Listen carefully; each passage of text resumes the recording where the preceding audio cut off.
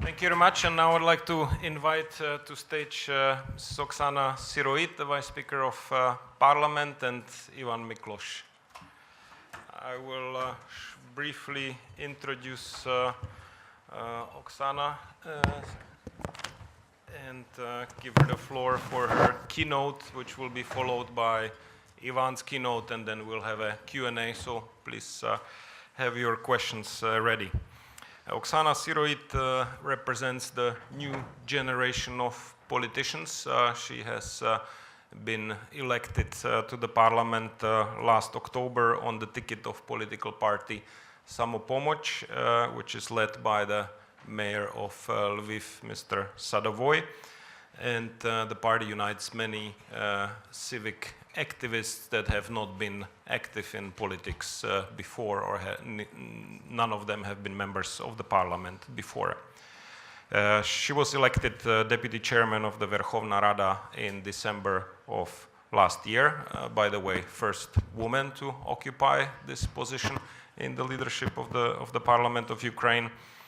Prior to becoming a professional politician, Ms. Syroyid worked at various international and civil society organizations promoting reforms in Ukraine. She was a national project manager for the OSCE, overseeing administrative law and legal education projects, and served as director of the Ukrainian Legal Foundation, sponsored by the Soros Foundation. Mrs. Syroyid holds a bachelor's degree in political science from University of Kiev Mohyla Academy in Kiev, and master's degrees in law from Kiev Shevchenko University and Ottawa University. Oksana, the floor is yours. Thank you.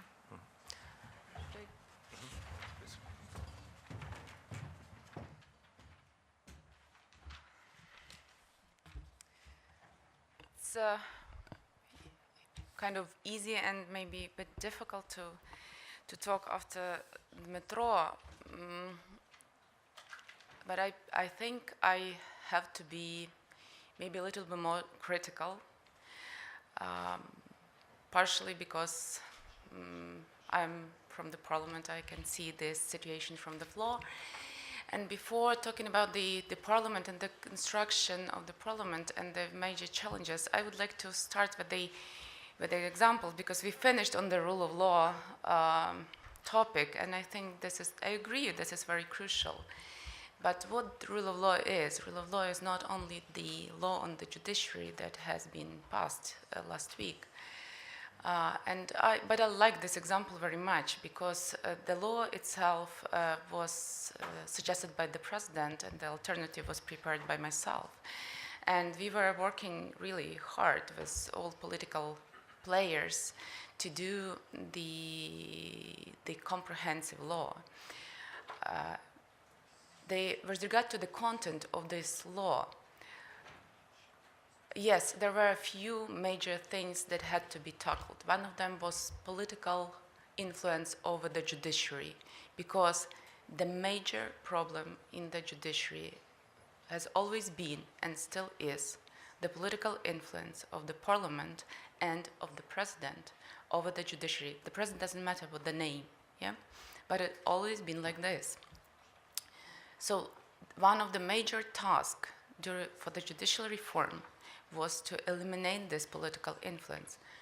And unfortunately, we didn't manage to do so, because the political authority of the president and of the parliament during the appointment, promotion of the judges stipulated by the constitution.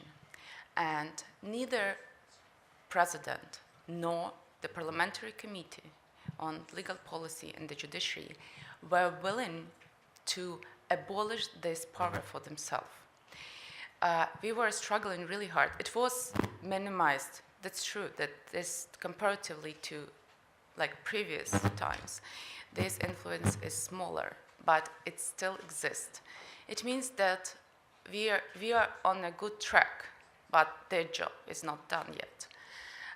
The other example is that, the other side of this example is that even though the law was prepared and the law was good and maybe one of the best decision passed by this parliament. Unfortunately, the procedure, how it was passed, was absolutely brutal because it was not properly considered by the parliamentary committee, is not properly published. The parliament members were not properly involved into the process. And this undermined the content of the law very much. And here we have the rule of law issue that we have to talk, we have to be honest, you know, because it's very, we all understand how it should be, but we have to understand also the stage where we are and what should be done. And here we have the problem that the legislative process, this is also part of the rule of law. And it doesn't matter how desperately we want to have this law passed today. We have to understand that we have to respect the parliament, the legislative procedure, and the content of the legislation to adhere to the rule of law. This is also part of the rule of law. The part of the rule of law is also the separation of power. And we have also, and I believe that you also feel it somehow, that if we speak about the reforms, we have to, first of all, to think about the strengthening capacity of the government.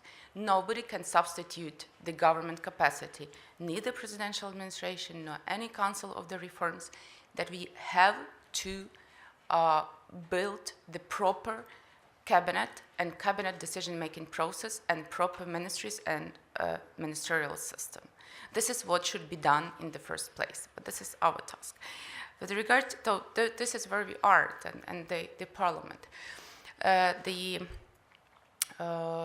You probably, I don't know to what extent you are aware, but in principle we have 6 political forces that got to the parliament. 5 of them composed the coalition. The 6th is the so-called opposition bloc that, to my personal opinion, has nothing to do with the opposition. This is just the leftovers of the party of region, and they just got the nice brand of the opposition bloc. 5 parties composed the coalition, and the coalition agreement, this is also a cultural thing, and you have to understand how it is to work in Ukrainian parliament. When we started to talk about the coalition agreement back in November, right after the election, there was an expectation that the leaders of 3 major parties, the Bloc Petra Poroshenko, Народный Front, and Samopomощь, that those 3 leaders would just sit together and decide on everything, that it will be like, and then it will be implemented. And it was only because of the position of Samopomощь that the coalition negotiated started, because the position of our leader and of the parliament members elected was that it is not up to the leaders to decide, because the leaders will not implement this coalition agreement, but only the parliament members who will sit in the parliament that we finally will have to do this job. It took us almost a week to convince people to sit around the table. And the level of mistrust was enormous, so before they even started to hear to each other. But within time, we had, in total, we had 11 sitting of this working group on the coalition agreement. It was the first time in Ukrainian history. They literally learned how to talk, how to communicate. I was moderating the process during all those 11 meetings, and it was, at the end, the people were so proud for the work they did that coalition agreements is still considered as one of best achievement, and people always, when you want to refer to a success story, they refer to the coalition agreement or either to the process of its development, but because it was really a success story. But this is the example of how we are learning. To what extent the coalition agreement in principle and the reform agenda, where is the reform agenda and where is the coalition agreement? This is also part of the culture, and you heard from the Metro that there is the strategy 2020, there is coalition agreement, there is a government program. There are, on the one hand, there are so many like priority agendas that developed by different institutions, and then it is very difficult to follow for a normal businessman or for a normal person to follow up what's going on. But the truth is that the priorities are really obvious, and I would absolutely agree with Dmytro that priorities would be the rule of law and including law enforcement and judicial reform, anti-corruption and deregulation, and of course public procurement and tax reforms. But how this is all in the details, how we see those reforms to be implemented. I already gave you an example with regard to the implementation of the one of the reform in the area of the rule of law. Will it be? Was it possible to do different? Was it possible to, with regard to the process? Yes, it was. We had to do it different. Eventually we have to start to adhere to the process. Unfortunately, this parliament still have this legacy of previous parliament, but all the procedures were broken, breached, and this habit to neglect the rules and procedures still exist, and we have to honestly admit this, just to overcome this. If we don't admit this, we will never overcome this. And very often the war is used, the current war in Ukraine is used to justify this breach of the rules, because we have to do this urgently because we are in the stage of war. But the decision that we are taking very often has nothing to do with war. This is just a decision, and we have to consider it properly, because eventually we'll have to redo it if it's not of good quality. With regard to the quality of the decisions themselves, the law, like the law of the judiciary, will not resolve the case. We selected those judges that we have today for 23 years. That was not done in 1 year, and the system is very stable, independent, and independently corrupted. And to end this, the best idea would be to reshuffle, like not to reappoint actually them all, to fire them all and to hire absolutely new judges. And I believe we can find 8,500 new people, properly qualified and motivated and professional. But we can do it only via the amendments to the Constitution. And we are strongly now, few political forces strongly supporting the idea that we have to, via the amendments to the Constitution, to reappoint the judiciary and to allow new people to come to the system. Because when you have 99% of corrupted people, you cannot expect that you change 10% and that it will work properly. And unfortunately, it will be a very long challenge for Ukraine. I would love to be optimistic and to say it will last 2 years.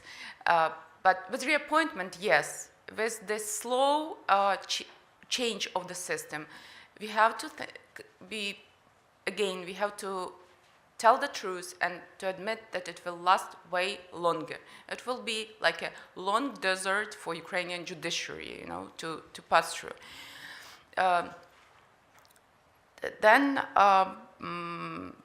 This is also what I would like to finish with. It is very often that you can hear now that the Ukrainian constitution has to be changed, especially if you follow the war and security and peaceful process. You could read it in the Minsk agreement that Ukrainian constitution has to be revised and something to be added to this constitution. And this situation, when 3 other states are in position to tell Ukraine what Ukraine should do in its constitution, as for me is absolutely inappropriate.